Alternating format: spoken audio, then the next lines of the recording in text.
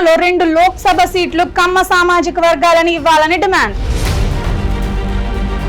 వచ్చే లోక్సభ ఎన్నికల్లో అయినా కమ్మ నాయకులను గెలిపించాలని ఆ సామాజిక వర్గం భావిస్తోంది. ఈ క్రమంలో అన్ని పార్టీలను కమ్మలకు 2 టికెట్లు ఇవ్వాలని కోరుతోంది. మల్కజ్గిరి, ఖమ్మం స్థానాలను కాంగ్రెస్ పార్టీ కమ్మలకే కేటాయించాలని ఆ సామాజిక వర్గం నేతలు కోరుతున్నారు. ఈ మేరకు ఇప్పటికే ఆ పార్టీ ప్రతినిధులకు విన్నవించారు. అయితే ఖమ్మం స్థానానికి ఇప్పటికే బట్టి విక్రమార్క భార్య పొంగులేటి శ్రీనివాస్ రెడ్డి తమ్ముడు పోటీ పడుతున్నారు. రేణుకా చౌదరి కమ్మ నేత అయినప్పటికీ ఆమెకు రాజ్యసభ టికెట్ ఇచ్చారు.